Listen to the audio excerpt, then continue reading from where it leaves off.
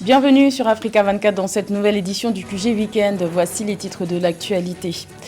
L'ONU et l'Union africaine lancent un appel commun à la contention et au bon sens à l'endroit des populations soudanaises. Les deux institutions appellent les parties soudanaises à trouver un compromis et à appuyer le Premier ministre Abdallah Hamdok pour assurer une transition pacifique. La population carcérale du Gabon trouve gain de cause après une semaine de grève de la faim initiée par des femmes détenues à la prison centrale de Libreville pour dénoncer leurs conditions d'incarcération. Le ministère gabonais de la Justice annonce la réfection de toutes les prisons du pays. Et l'entrée en vigueur du pass sanitaire obligatoire pour accéder aux administrations publiques passe mal en République du Congo. Cette stratégie de lutte contre la Covid-19 mise en place le 1er décembre divise les Congolais encore réticents à la vaccination. Mais tout d'abord, ce samedi 4 décembre est un jour d'élection en Gambie. Plus de 960 000 électeurs sont appelés aux urnes pour élire leur nouveau président. 6 candidats sont en lice dans cette course à la présidentielle, dont le président sortant, Adama Barrow, qui a mis fin aux 22 ans de présidence de Yaya Jammeh et qui avait pourtant promis de ne pas se représenter. Ce scrutin à un tour se présente comme un test démocratique pour le pays. Les bureaux de vote ont ouvert à 8h heure locale et fermeront leurs portes à 17h heure locale. Les premiers résultats pourraient être connus ce dimanche. L'ONU et l'Union africaine appellent à une décrispation politico-sociale au Soudan. Les deux institutions ont récemment invité les parties soudanaises à trouver un compromis et à appuyer le Premier ministre Abdallah Hamdok, qui a été libéré par les militaires après le coup d'État du 25 octobre et réhabilité le 21 novembre. Un signe de changement, selon elle, alors que les populations continuent d'envahir les rues pour montrer leur refus de coopérer avec les militaires. Plus de détails avec Joël Ballot. Renverser le gouvernement de transition, récupérer la révolution. Des slogans des Soudanais qui continuent de manifester contre les militaires au pouvoir. Une situation qui a amené l'Organisation des Nations Unies et l'Union africaine à lancer un appel aux partis politiques pour un appui au Premier ministre Abdallah Hamdok afin de rétablir la paix au Soudan.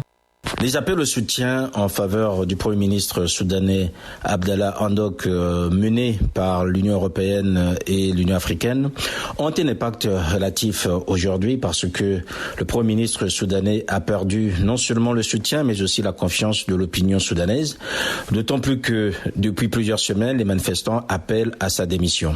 Selon ces institutions internationales, la réhabilitation le 21 novembre du Premier ministre Abdallah Hamdok est un signe encourageant de la contention et du bon sens de l'autorité militaire en place. Cependant, malgré les efforts du Premier ministre, les forces de la liberté et du changement et les comités de résistance populaire exigent le retrait militaire de la vie politique. Cette population est désormais déterminée pour bouter dehors non seulement les putschistes mais aussi le Premier ministre parce que ce dernier est qualifié de traître à la révolution. Donc, on peut le dire aujourd'hui que du côté international, M. Hamdok a bien sûr le soutien des institutions, ce qui est en soi normal, mais sur le plan national, aujourd'hui, l'homme est quasiment seul entre les putschistes et la population déterminée à le voir hors du champ politique. Pour rappel, plusieurs dirigeants civils poursuivent leurs critiques contre le chef du gouvernement, revenu au pouvoir par le biais d'un accord avec le général Al-Bourhan, une coalition qui éloigne définitivement la société civile du gouvernement Hamdok. Également dans l'actualité, le centre du Mali a été le théâtre d'un nouveau massacre ce vendredi.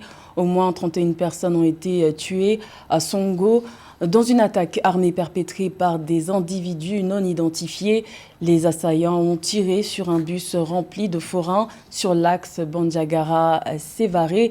Bandiagara qui accueille chaque vendredi une foire hebdomadaire. Notons que ce bilan d'au moins 31 morts reste provisoire car beaucoup de personnes sont portées disparues et 9 autres personnes ont été gravement blessées et transférées à Mopti. Au Gabon, la grève de la faim, entamée depuis une semaine par des femmes détenues de la prison centrale de Libreville, a porté ses fruits. Le ministère gabonais de la Justice a annoncé le 2 décembre la réfection de toutes les prisons du pays. Le but, assurer à la population carcérale de purger les peines de prison dans des conditions conformes aux droits humains. Un sujet de Marie-Raphaël Antolo. La ministre de la Justice du Gabon, Erline Antonella Ndombet, annonce la réfection de toutes les prisons du pays. Cette décision a été prise lors d'une réunion d'urgence avec le commandement de toutes les prisons du Gabon. Cette rencontre est par ailleurs convoquée après de nombreuses manifestations des femmes détenues à la prison centrale de Libreville qui se plaignent de mauvaises conditions dans lesquelles elles sont détenues. La construction de nouvelles prisons est un vieux projet. C'est un vieux projet qui date d'il y a 10 ans, mais malheureusement, ces projets n'ont pas pu voir le jour, malgré des financements qui avaient été alloués dans les différentes lois de finances. Les détenues femmes de la prison centrale de Libreville ont observé le 25 novembre 2021 un mouvement d'humeur pour dénoncer la maltraitance dont elles sont victimes du fait de leur statut. Selon les prisonnières, les 2 quartiers de femmes de la ville de Libreville comptent plus de 100 détenues et parmi elles, certaines souffrent de VIH et de tuberculose. Également, les détenues indiquent qu'elles sont malnutries et subissent des attouchements sexuels. La prison de Libreville contient plus de 1000 personnes, près de 2000 prisonniers pour une capacité de 500 au départ. Alors vous comprenez les conditions de détention qui sont dénoncées tous les jours. Alors ce qui vient de se passer avec la grève générale des femmes n'est que la conséquence d'une situation qui s'est empirée et qu'on a laissé traîner depuis des années.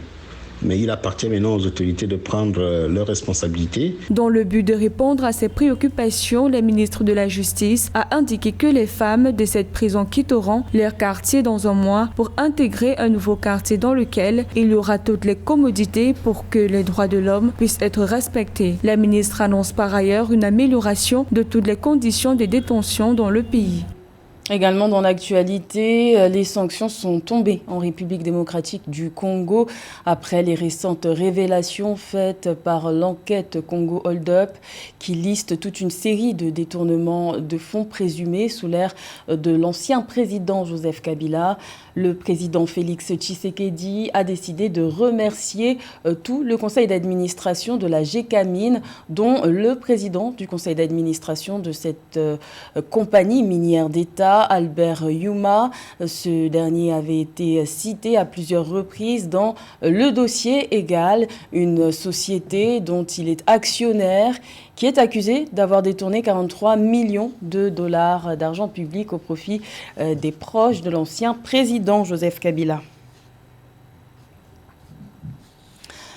La Banque africaine de développement contribuera à hauteur de 217 millions de dollars au financement de l'autoroute Isiolo-Mandera, un corridor qui dessert le nord-est du Kenya. Ce projet doit améliorer l'interconnexion entre le Kenya, l'Éthiopie, la Somalie et le Soudan.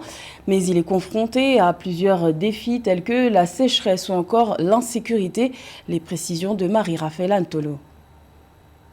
217 millions de dollars est la somme mise à la disposition du Kenya pour son projet routier dénommé Isiolo-Mandera qui vise à améliorer l'accessibilité du nord-est du Kenya. Cette amélioration consiste à interconnecter le Kenya à l'Éthiopie, à la Somalie et au Soudan avec la construction de 740 km de route. Il y a déjà l'interconnexion de près de 3 pays qui va faciliter une mobilité des flux de marchandises, des personnes. Et donc, on est là dans un processus de géographie spatiale dans le but d'optimiser les échanges entre les 3 pays. Et vous savez, la polarisation des activités de cette nature va quand même éviter les guerres et peut-être les crises chrysogènes. Et on peut également assister comme ça à la baisse du terrorisme pour les attaques dont sont victimes ces pays au quotidien. Les populations du nord-est du Kenya font face aux défis sécuritaires occasionnés par des groupes extrémistes qui ont fait de la zone du nord-est est du pays, leur base arrière. D'après les autorités kenyanes, cette construction devra contribuer au développement socio-économique de cette zone, moins sécurisée dont 70% des habitants ont un accès limité aux services de base, selon la Banque mondiale. Première chose, pour ce qui est des retombées économiques, vous savez, il y a plusieurs acteurs économiques qui peuvent bénéficier. Les ménages, vous et moi, les populations, les entreprises qui vont délocaliser, les entreprises qui vont s'installer dans cette zone pour créer des activités. En plus de l'infrastructure routière, est aussi prévue la construction de plusieurs autres ouvrages, tels que des adductions d'eau, des laboratoires et dispensaires, d'après l'exécutif kényan. Notons que les fonds mis à la disposition du pays pour le projet routier sont intégralement décaissés par la Banque africaine de développement dans le cadre d'un prêt. Les autorités congolaises optent pour une nouvelle stratégie pour lutter contre la Covid-19. Le pass sanitaire est désormais obligatoire pour accéder aux administrations publiques. Cette mesure imposée depuis le 1er décembre divise car les Congolais restent réticents à l'administration du vaccin anti-Covid. Actuellement, seuls 2,4% de la population congolaise est complètement vaccinée. Plus de détails avec Joël Ballot. Face à la propagation du coronavirus, le gouvernement du Congo-Brazzaville a décidé d'imposer le pass sanitaire dans l'administration publique. Depuis le 1er décembre 2021, l'obligation de présenter la preuve de vaccination pour accéder à des services administratifs publics et privés est entrée en vigueur autant pour l'administration que les usagers. Ce n'est pas parce que le Congo est moins affecté par le coronavirus que ça veut dire qu'il n'y a pas le coronavirus dans le Congo. N'oublions pas que le Congo est un pays africain qui n'a pas encore tous les moyens pour pouvoir faire un testing. Et faire un testing voudrait dire que la population se fait tester et on connaît la situation exacte de la contamination dans cette population. Malheureusement, le Congo n'a pas assez de moyens pour pouvoir avoir tous les tests pour pouvoir tester la majorité de la population actuelle.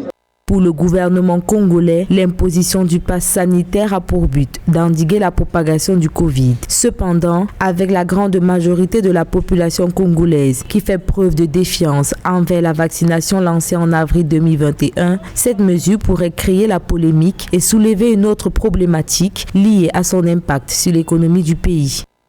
Après la vaccination, on te délivre dans le pass sanitaire. Le pass sanitaire, c'est juste la preuve que tel ou tel autre s'est vacciné contre la Covid. Et le Congo, dont Brazzaville, devra donc suivre la mondialisation, c'est-à-dire cette nouvelle règle qui est en train de circuler dans le monde. Avec plus de 18 000 cas, les autorités appellent les Congolais à redoubler de vigilance face aux nouveaux variants Omicron en cédant à la vaccination et au respect des mesures barrières. À titre de rappel, le gouvernement ambitionne de vacciner au moins 750 000 personnes avant fin 2021. Le Niger accueille jusqu'à ce dimanche 5 décembre le festival de mode panafricain FIMA dans sa capitale Niamey. Cet événement, créé en 1998, donne l'opportunité aux talents africains de s'exprimer.